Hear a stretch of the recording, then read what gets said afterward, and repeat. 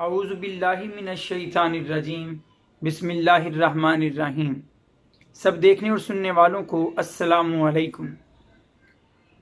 ایک بات اکثر کہی جاتی ہے کہ مختلف چیزیں آل ان ون ہوتی ہیں۔ آج کی میری ویڈیو بھی کچھ ایسی ہی ہے کہ آل ان ون۔ میں نے ایک موضوع شروع کیا پچھلے 3-4 ویڈیوز سے، جس میں آپ کو رمضان المبارک سے پہلے میں نے چاہا کہ زکوٰۃ کے حوالے سے مختلف باتیں پہنچا سکوں۔ آج میں مختلف باتیں جو زکوٰۃ کے حوالے سے ہی ہیں انہیں ایک ویڈیو میں سمیٹنے کی کوشش کروں گا۔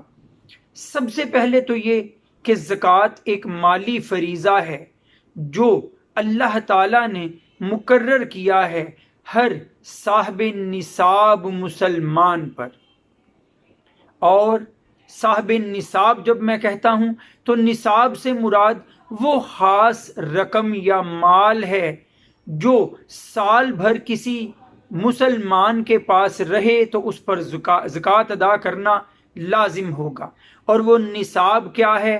7.5 تولے سونا یا 52.5 تولے چاندی یا 52.5 تولے چاندی کے برابر رقم۔ اگر کسی کے پاس سال بھر یہ چیزیں رہتی ہیں یا سب کچھ ملا کر اس کے پاس 52.5 تولے چاندی سے زائد مالیت بن جاتی ہے تو اس پر سال گزرنے کے بعد زکوٰۃ فرض ہوگی۔ اور زکوٰۃ کس قدر ہوگی کہ 2.5% کم از کم، یعنی 40واں حصہ اس مال کا نکالا جائے گا، 2.5%۔ پھر یہ بات بھی جان لیجئے کہ زکوٰۃ کے مصارف کیا کیا ہیں۔ سورہ توبہ میں اللہ تعالیٰ نے اس کے 8 مصارف گنوائے ہیں۔ وہ کون کون سے ہیں؟ انما الصدقات للفقراء والمساکین والعاملین علیہا والمؤلفۃ قلوبہم وفی الرقاب والغارمین وفی سبیل اللہ وابن السبیل۔ یہ 8 مصارف کہ فقراء جو خود سوال کرتے ہیں زکوٰۃ کا، مساکین کہ جو لگ لپٹ کر سوال نہیں کرتے لیکن ان کی حالت ظاہر ہو رہی ہوتی ہے، یا وہ عاملین جو اس زکوٰۃ کے اکٹھا کرنے کے کام پر مامور ہیں، یا جو نئے مسلمان ہوئے ہوں، مالی مشکلات کا شکار ہوں تو ان کے دلوں کو اپنے ساتھ جوڑنے کے لیے، یا پھر غلاموں کو آزاد کروانے کے لیے، کبھی کسی کے قرض کو اتارنے کے لیے، اللہ کی راہ میں مجاہدین کے لیے بھی اور اللہ کی راہ میں دیگر امور کے لیے بھی، یا پھر کوئی مسافر ہو تو اس کی مشکلات کو دور کرنے کے لیے، یہ 8 مصارف ہیں۔ ان مصارف میں پہلا حقدار ہے ہمارا رشتہ دار، اور غیر رشتہ دار کا درجہ بعد میں آتا ہے۔ اب کچھ اصول ہیں جنہیں ہمیں سامنے رکھنا چاہیے زکوٰۃ دیتے وقت۔ وہ یہ کہ زکوٰۃ مسلمانوں سے لی جائے گی اور مسلمانوں پر خرچ کی جائے گی، اس لیے زکوٰۃ کسی غیر مسلم کو نہیں دی جاتی۔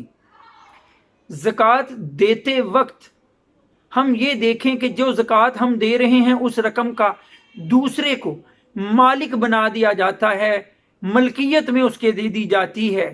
مالک بنایا جانا ضروری، اس لیے کسی مسجد کو زکوٰۃ نہیں دی جاتی۔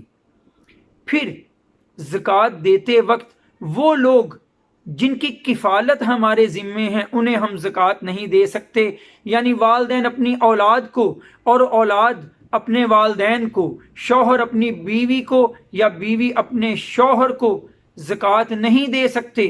اگر کوئی بڑا بھائی کماتا ہے اور چھوٹے بہن بھائی زیر کفالت ہیں اس کے تو انہیں وہ زکوٰۃ نہیں دے سکتا۔